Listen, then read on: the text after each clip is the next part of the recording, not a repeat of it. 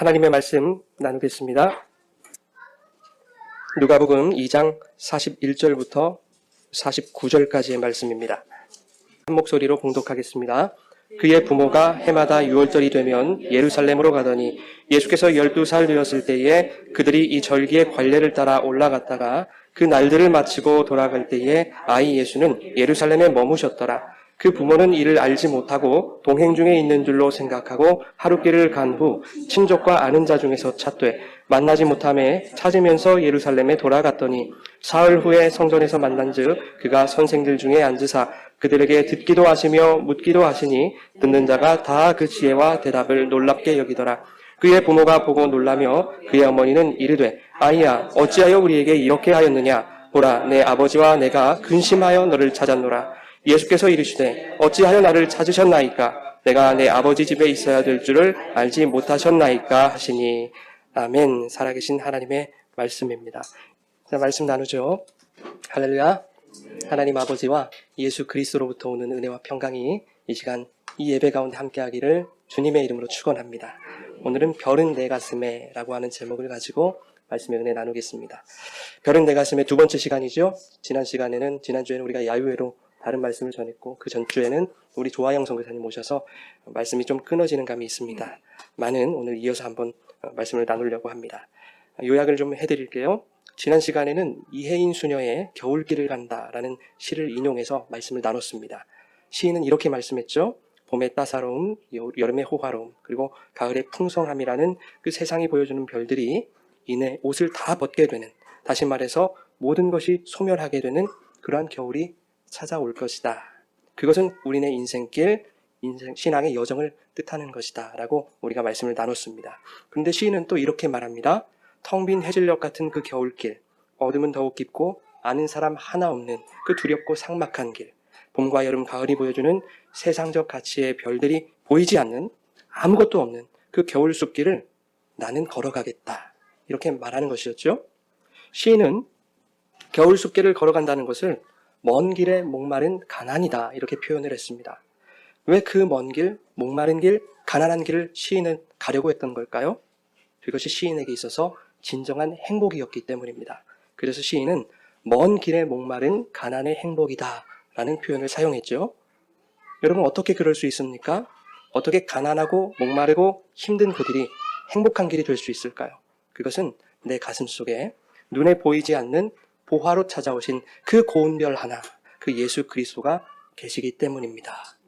그 예수와 함께 걷는다면 그 길이 춥고 고통스러운 겨울길이라고 하더라도, 세상이 보여주는 수많은 별들이 나에게 주어지지 않는다 하더라도 행복할 수 있다라는 것입니다. 그 길이 멀고 힘든 길이라 할지라도, 가난한 길이라 할지라도, 목마른 길이라 할지라도 예수라는 별이 내 안에 있으면 그것이야말로 행복이겠다라는 이야기입니다. 심령이 가난한 자, 의에 줄이고 목마른 자는 복이 있나니와 같은 말씀이겠죠. 여러분 행복이란 게 뭘까요?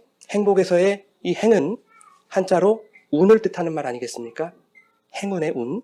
그렇다면 행복은 정말 운수대통을 말하는 것일까요? 행복의 사전적인 의미를 찾아보니까 이렇게 말하더군요. 복된 좋은 운수, 혹은 생활에서 충분한 만족과 기쁨을 느끼는 것, 또는 그러한 상태. 자, 여러분 여기 계신 모든 분들이 행복을 원하실 거예요. 나는 행복이 필요 없다 생각하시는 분 아무도 계시지 않습니다. 그렇다면 여러분이 원하고 있는 그 행복은 정말 운수대통입니까? 생활에서 충분한 만족과 기쁨을 느끼는 것이, 그것이 행복이라고 했을 때 여러분은 무엇으로 인해 충분한 만족과 기쁨을 느끼기 원하십니까? 여러분 우리는 이 행복에 대해서 대단히 오해하고 있는 것 같습니다. 우리가 이 세상을 살아갈 때 봄의 따스함과 여름의 호화로움과 그리고 가을의 풍성함이 주어지는 것, 그것이 행복이다라고 우리는 생각할 때가 참으로 많습니다. 물론 그것이 나쁘다고 말하는 것은 아닙니다. 이 세상 살아가면서 피땀 흘려서 열심히 일한 결과라고 한다면 어디 그것이 나쁜 일이겠습니까? 소중한 것이죠. 그러나 성경은 그러한 결과를 목적으로 삼고 그러한 목적을 추구하며 살아가는 것을, 그것을 신앙이라 말하지 않습니다. 그것을 행복이라 말하지 않는다는 것입니다. 세상이 보여주는 것들, 세상에서 얻어내는 것들을 곧 사라질 별과 같다라고 성경은 그렇게 말하고 있지 않습니까? 베드로 후서 3장에는 모든 물질이 뜨거운 불에 풀어지고 녹아질 것이다 라고 말씀하고 있습니다. 그러나 많은 사람들이 그 녹아지고 소멸될 것들이 나에게 주어지면 주어질수록 또 그것을 더 확보하면 확보할수록 나에게 충분한 만족과 기쁨이 주어질 것이다 라고 착각하며 살아갑니다. 그런데 현실적으로 보더라도 그것은 불가능한 일이죠. 모든 것을 다 가졌던 삼성 창업주 이병철 회장이 세상을 떠나기 한 달 전에 존재의 문제, 신에 대한 궁금증, 천국과 지옥에 대한 의문, 내세에 대한 고민을 가득 담아서 한 신부에게 장문의 편지를 보낸 일화가 아주 유명하지요. 왜 그랬을까요? 두려웠던 거죠. 이제 죽을 날이 얼마 남지 않자 조바심이 났던 겁니다. 죽기 한 달 전부터 그것을 생각했겠습니까? 그렇지 않죠. 평생에 걸쳐 마음속으로 고민하고 고뇌하고 생각했던 부분들이었을 것입니다. 부와 명예를 누리던 그 재벌 총수들의 자제들이 왜 투신을 합니까? 성공과 인기를 구가하던 연예인들이 목을 매달고 음독을 합니다. 다 가진 그들이 왜 그래야 하죠? 세상이 보여주는 별들로는 충분히 기쁘고 만족스럽지 못했다는 뜻입니다. 다 가졌어도 마음 한켠에 커다란 구멍이 나서 세상의 것들로 채우고 채워도 채워지지 않았던 것이지요. 다 가진 자로 보였지만 실은 가진 만큼 공허한 자들이었습니다. 여러분, 세상의 가치들로는 진정한 행복을 이룰 수 없습니다. 이 사실을 혹시 모르는 분 계십니까? 우리 신앙인들은 이미 다 알고 있죠. 머리로는 알고 있는데 현실에서는 절대 포기되지 않는 것. 이론과 실제가 너무 다른 거죠. 여러분, 듣기 불편하시겠지만 이것이 오늘날 대부분의 그리스도인들의 신앙의 수준 아니겠습니까? 목사들의 수준 아니겠습니까? 왜 그럴까요? 가슴으로 그 별을 만나지 못했기 때문입니다. 예수를 믿는다고 하지만 아직 예수를 진정으로 만나지 못했기 때문입니다. 예수보다 세상이 더 커 보이는 것이죠. 내 속에 뻥 뚫린 그 커다란 구멍이 보이지 않는 것입니다.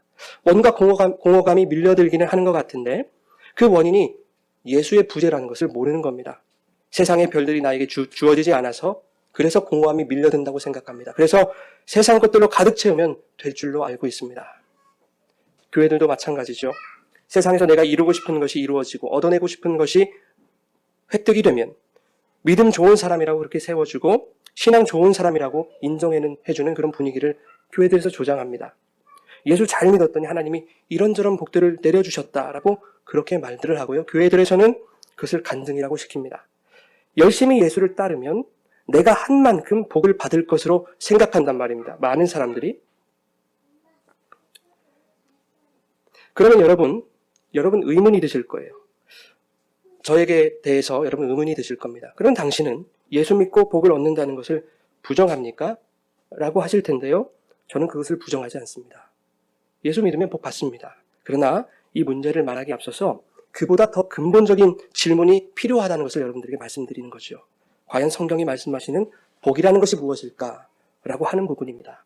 여러분, 복이라는 것이 무엇일까요? 여러분 진짜 복은 무엇입니까? 여러분의 가슴속에 채워야 할 진정한 그 고운별 하나, 그게 뭐냔 말입니다.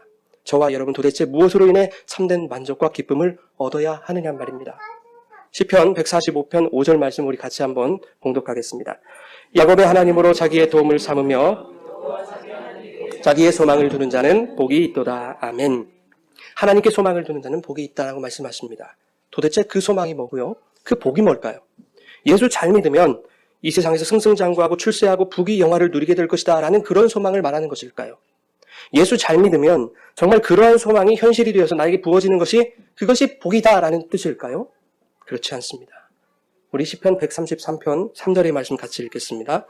헐몬의 이슬이 시온의 산들에 내림 같도다. 거기서 여호와께서 복을 명령하셨으니 곧 영생이로다. 아멘. 여러분, 하나님이 우리들에게 명령하신 복이 있습니다. 그 복이 무엇입니까? 영생이라는 거죠. 그 영생 어떻게 얻습니까? 예수로 말미암아 얻습니다. 그 예수를 믿음으로 말미암아 영생을 얻게 되는 것이죠. 예수를 믿는다는 것은 하나님과 나와의 관계가 가깝게 되어졌다라는 뜻입니다. 그래서 시편 73편에 이렇게 말씀합니다. 우리 같이 읽겠습니다. 하나님께 가까이 함이 내게 복이라. 아멘. 여러분 진짜 복이 무엇입니까? 하나님과 가까이 하는 것이 복인 줄 믿으시기 바랍니다. 그것을 다른 말로 우리는 임마누엘이다 이렇게 말하지 않습니까? 하나님이 우리와 함께 하시느니라. 하나님은 구약 성경 내내 하나님이 당신의 언약 백성들과 함께 하시는 것을 그것을 복이라고 설명하고 계셨던 겁니다. 믿음의 선진들에게 자손도 주셨습니다. 땅이 기업도 허락하셨고 전쟁에 승리도 하게 하셨습니다. 이런 모든 것들은 그것 자체가 하나님이 목적하신 복이다라고 말씀하시려는 것이 아니었습니다. 그러한 것들을 통해서 하나님과 너희의 관계가 복된 관계로 유효하고 있다는 것을 확인시켜 주시기 위함이었습니다. 그러니 구약 성경에서 말씀하는 복은 무엇입니까? 임마누엘입니다. 하나님이 우리와 함께 하시는 것. 그래서 이사야 7장 14절에 그 임마누엘을 예고하고 계시는 거죠. 우리 같이 읽겠습니다. 그러므로 주께서 징조를 너희에게 주실 것이라.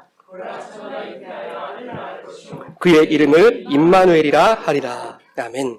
하나님은 구약 내내 이렇게 임마누엘의 복을 말씀하고 계셨는데 이제 그 임마누엘이 누구로 오십니까? 예수 그리스도로 오셨다는 거예요. 그래서 그 예수님이 산상수훈을 시작하시면서 그 예수로만 수렴되는 8가지 복에 대해서 가장 먼저 설명을 하십니다. 예수님이 공생의 초반에 많은 기적들을 일으키셨어요. 귀신들도 쫓아내셨고 병자들도 고치셨습니다. 그러자 많은 사람들이 예수께 몰려들었습니다. 근데 예수에게 집중하는 것이 아니라 그가 일으키는 기적에 집중했던 거예요. 그 기적들에 함몰되어서 복으로 오신 그 예수를 바라보지 못하고 나도 저 기적의 대상자가 되기를 바라는 그런 세상적인 별들을 사람들이 보기 시작한 겁니다. 그렇게 예수라는 별, 그 복이 왜곡되고 나니 예수님은 가장 먼저 나라고 하는 존재, 이 복이라고 하는 존재에 대해서 제대로 설명해야 되겠다라고 생각하신 거예요. 그래서 산상수훈 가장 서두에 팔복을 말씀하시는 겁니다. 심령이 가난하다는 복이 있나니 여러분, 심령이 가난하다는 것은 온전히 진리에만 갈급한 상태를 말하는 거예요. 여러분 그러실 수 있나요? 우리는 할 수 없는 거예요. 온전히 심령이 가난할 수 있는 자가 누굽니까? 온전한 애통을 소유한 자가 누굽니까? 완전한 온유함을 가질 수 있는 자가 누굽니까? 오직 의로서만 줄이고 목마를 수 있는 자가 누굽니까? 진시한 긍휼을 소유한 자가 누구일까요? 완벽하게 마음이 청결하고 화평하게 하는 자. 온 인류를 구원하시기 위해 십자가를 지시기까지 의를 위하여 핍박당할 수 있는 그분이 과연 누구일까요? 누구를 말하겠습니까? 바로 예수를 말하는 거예요. 그러니 팔복이 말씀하는 복은 예수 자신인 겁니다. 내가 바로 복이다. 너희들은 다른 것들을 복으로 생각하고 그 다른 세상의 별들을 바라보며 나에게 찾아오고 있지만 나는 그런 별들이 아니다.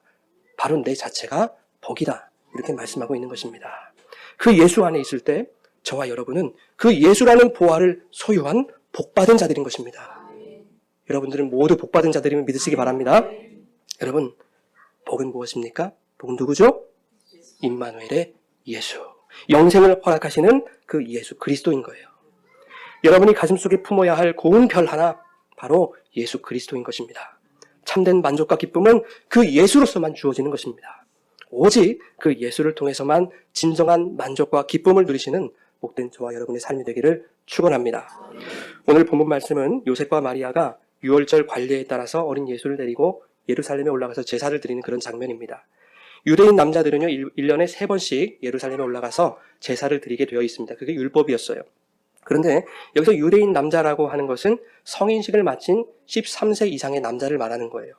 유대인들은 만 13세가 되면 더 이상 부모님에게 예속되지 않았습니다. 율법에 대한 의무와 책임을 본인 스스로가 지는 나이가 되는 거예요. 성인식을 마친 13세 이상의 소년은 종교의식에도 독립적으로 참여할 수 있는 자격이 부여됐습니다. 그래서 대표 기도도 할 수 있었고 대표로 성경 봉독도 할 수 있는 그런 자격을 얻었던 거예요. 근데 오늘 본문에 보니까 예수님의 나이가 몇 살입니까? 고작 12살이었습니다. 그 말은 무슨 말이냐면 아직은 예루살렘에 올라가지 않아도 되는 나이였다 하는 겁니다. 그럼에도 불구하고 요셉과 마리아가 굳이 그 어린 예수를 데리고 예루살렘으로 올라갔다라고 하는 것은 요셉과 마리아의 그 종교적 열심과 신앙적 열정이 얼마나 컸던가를 보여주는 것이죠. 여러분, 유월절은요 유대력으로 1월 14일입니다. 그리고 1월 15일부터 무교절이 시작돼요. 일주일 동안 진행이 됩니다. 그래서 통상적으로 유월절 1월 14일부터 무교절이 끝나는 그날까지 이 8일 동안을 우리는 그냥 유월절이다 이렇게 부릅니다. 자, 유대인 성인 남자들은 이 8일 중에 하루만 예루살렘에서 제사를 드리면 되는 거였어요. 그러면 율법의 의무를 다 지는 거였습니다. 그런데 본문 43절에 보면 어떻게 말씀하고 있습니까? 요셉과 마리아가 하루만 있었던 게 아니죠. 그 날들을 마치고 돌아갈 때 요셉과 마리아는 8일 내내 예루살렘 성에 머무르면서 제사를 지냈습니다. 그 정도로 종교적인 열심과 열정이 넘쳐나는 사람들이었어요. 아직 어린 예수에게 제대로 한번 신앙교육 해보리라 하는 그런 열정을 가진 부모였다고요. 1세기 당시에 카라반이라고 하는 유대 전통이 있었습니다. 이것은 먼 길을 떠날 때 여행 관습을 말하는 것인데 예루살렘으로 이제 이동을 하자면은 뭐 강도를 만날 수도 있고요. 여러 가지 위협의 요소들이 있지 않습니까? 그것을 대비하기 위해서 여인들과 아이들을 무리지어서 먼저 보내는 거예요. 그리고 뒤를 따라서 남성들이 무리를 지어서 따라가는 겁니다. 그것을 카라반 행렬이라고 말하는 거죠. 자, 요셉과 마리아도 예루살렘으로 향할 때, 그리고 예루살렘에서 돌아올 때 이 카라반 행렬에 있었을 겁니다. 이 행렬은요, 참 길었을 거예요. 그리고 많은 사람들이 그 행렬 안에 속해 있었을 겁니다. 자, 그런데 예루살렘에서 예배를 다 마치고 돌아오는 길에 문제가 생겼죠. 예수님이 그 행렬에서 보이지 않는 것이었습니다. 요셉은 아마 이렇게 생각했을 거예요. 엄마 마리아와 함께 앞서서 지금 오고 있을 것이다. 근데 마리아는 어떻게 생각했을까요? 예수가 남자니까 뒤에서 아빠 요셉과 함께 남자들의 무리에서 지금 따라오고 있을 것이다. 이렇게 생각했을 것 같습니다. 그러나 43절에 보면 예수님은 애초부터 돌아오는 행렬에 없었습니다. 예루살렘에 머무셨다라고 말씀하고 있죠. 근데 44절 말씀에 보면 요셉과 마리아는 예수님이 그 돌아오는 카라반 행렬에 있을 것이라고 굳게 믿고 있었어요. 우리 44절 말씀 한번 같이 읽겠습니다.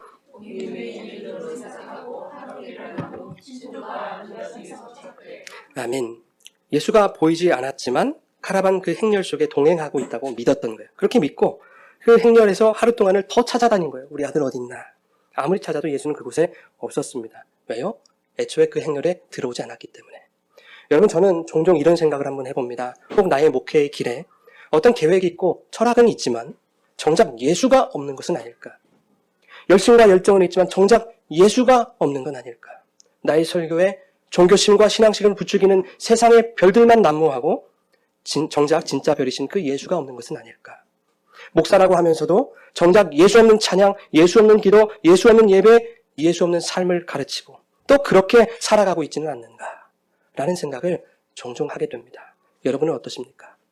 고운 별이신 그 복되신 그 주님과 동행하고 있는 그런 믿음의 여정 맞으십니까? 아니면 주님이 나와 함께 하실 거야 라고 안일함만 남아있는 그러한 허무한 인생길을 걸어가고 계십니까? 오랫동안 신앙생활을 해보고 있어요. 교회에서 봉사도 열심히 하고 직분도 충실히 감당합니다. 헌금도 많이 내고 소위 말하는 꽤 괜찮은 믿음 생활을 하고 있는 것 같아요. 열정도 차고 넘쳐요. 열심도 둘째가라면 서럽습니다. 그런데 거기에 예수가 없다면 여러분 어쩌실렵니까?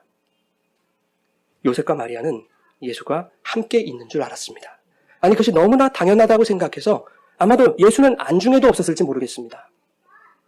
추측입니다만 8일 동안 열정과 열심을 다해 드렸던 그 제사의 경험들을 마치 무용담 펼쳐놓듯이 사람들에게 과시하면서 하나님의 은혜에 운운하면서 그렇게 어깨에 뽕 잔뜩 넣고 자기 자신을 과시하고 있지 않았을까? 요셉과 마리아가.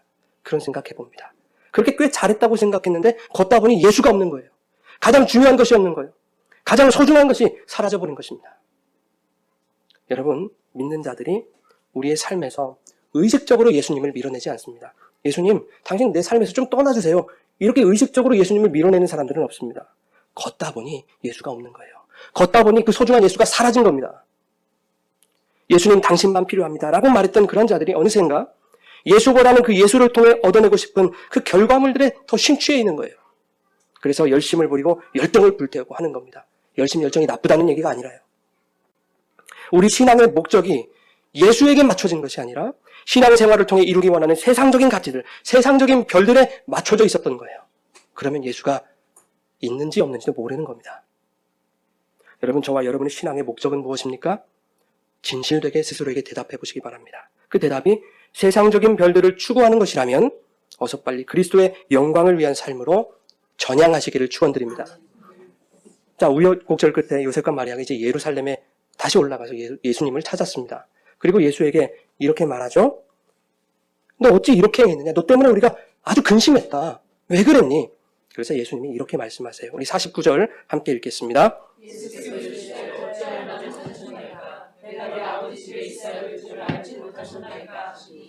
어찌하여 나를 찾으셨습니까? 왜 나를 찾으셨습니까? 나와 함께 있었다면 나를 찾을 이유가 없지 않지 않습니까? 내가 있는 곳이 아버지 집입니다. 나와 함께하는 것이 하나님과 가까이 하는 복입니다. 나와 함께하지 않는 그것이 근심의 시작입니다. 이렇게 말씀하는 거예요. 여러분, 예수에게 집중하지 않고 종교심과 신앙심을 빙자한 자기 과시에 집중하는 것, 예수님을 보지 않고 세상의 뭇별들을 바라보는 것, 그것이 바로 우리들의 문제다라고 하는 것을 예수님의 이 말씀을 통해 지적하고 계시는 것입니다.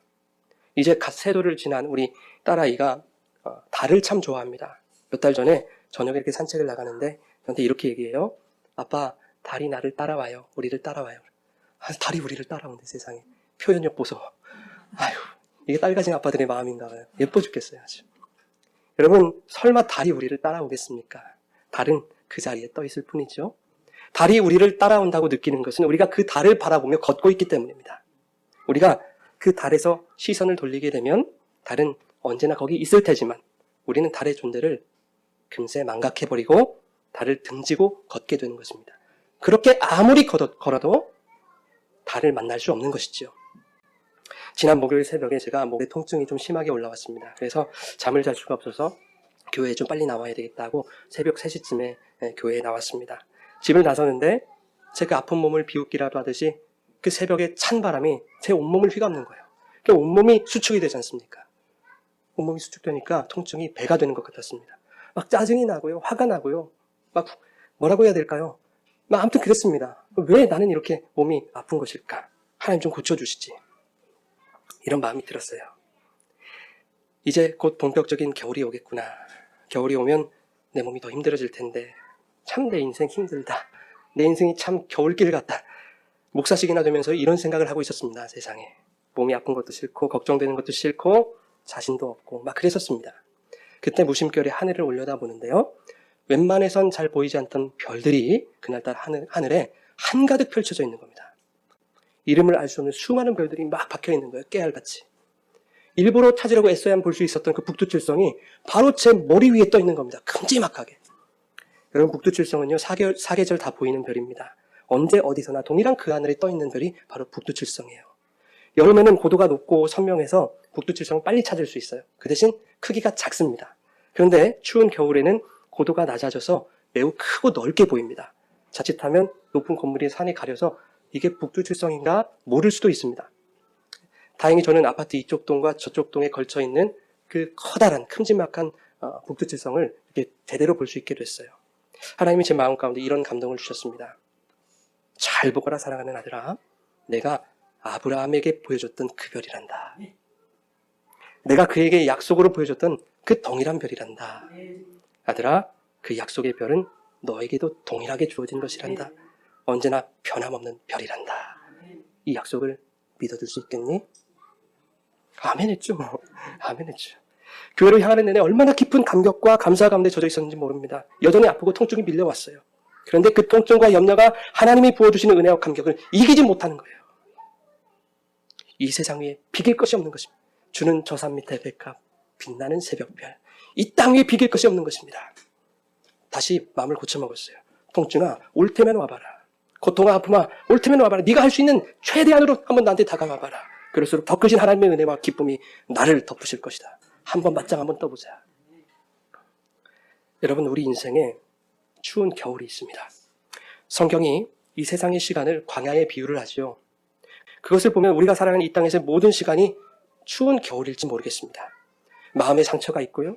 또 육체의 고통이 있고 경제적 어려움이 있고 진로의 문제, 관계의 문제, 심지어 잘못된 신앙의 문제까지 수많은 문제와 수많은 고통들이 우리들이 살아가는 이 겨울길에 놓여 있습니다.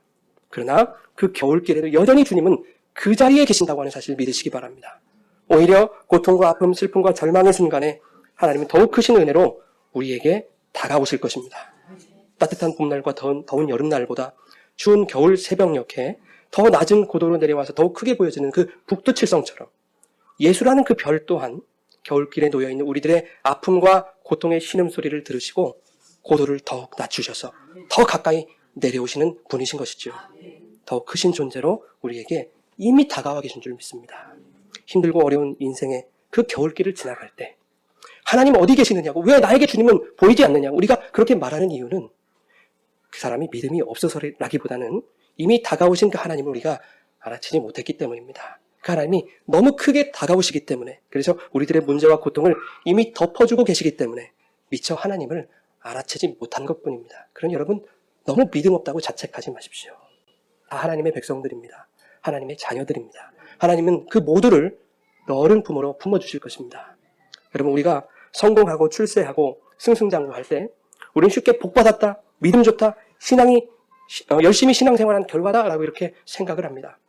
물론 그 하나님의 은혜죠. 그러나 우리의 일상이 잘 풀리는 그런 좋은 한때를 우리가 살아갈 때에 주님의 은혜였다고 쉽게 말은 하지만, 다시 말해서 예수라는 단어가 명확하게 나타나고 들려지는 것 같지만 정작 예수라는 분의 그 존재는 더욱 멀어져 가지 않나, 이런 생각을 해보게 되는 거예요. 잘 풀린 일들, 수많은 세상적 가치들의 별이 너무 많아서, 그리고 그것들이 너무 커서 예수의 은혜라는 말은 쉽게 내뱉지만 예수의 존재는 너무 작아 보이는 거예요. 작아 보이다 못해 종국에는 예수의 존재를 잊게 되는 일들이 참으로 많다는 것입니다. 예수에게 시선을 놓치게 되는 일들이 발생하게 되더라는 겁니다. 세상의 온갖 가지 그 휘황찬란한 별들을 바라보느라 정신이 없어서 그 예수를 놓쳐버리게 되고 마는. 여러분, 왜 나에게는 겨울길만 있느냐고 그렇게 원망하지 않기 바랍니다. 이왕 우리에게 주신 겨울길에서 봄과 여름과 가을의 별들을 찾으려 애쓰지 마십시오. 소용없는 일입니다. 세상의 별들은 언젠가 다 소멸하게 되어 있는 것이죠. 오직 변함없이 그 자리를 지키고 있는 별은 봄에도 있었고 여름에도 있었으며 가을에도 그 자리를 지키고 있었던 겨울길, 그 겨울 하늘에 그 별뿐입니다. 푸른 마르고 꽃은 시들지만 우리 하나님의 말씀은 영원할 것입니다. 그 말씀이신 예수는 우리 마음에 고운 별 하나로 남으셔서 우리 가운데 영원히 우리와 함께 하실 것입니다. 여러분, 우리 가슴 속에 복된 별로 찾아오신 그 예수만 바라보시기 바랍니다. 그 예수만을 우리의 마음속에 보화로 가득 채우시기를 바랍니다. 그래서 그 보화이신 복된 별 예수님을 우리 마음에 고이고이 품고 이 험한 세상 겨울길을 신나게 걸어가시는 저와 여러분의 인생이 되기를 간절히 바랍니다. 주님과 함께함으로 그 길이 천국길 될 줄 믿습니다. 그 별과 동행할 때 내 삶 속에 참된 만족과 기쁨으로 채우시는 그 주님의 온전한 행복이 저와 여러분 가운데 주어지기를 주님의 이름으로 축원합니다. 우리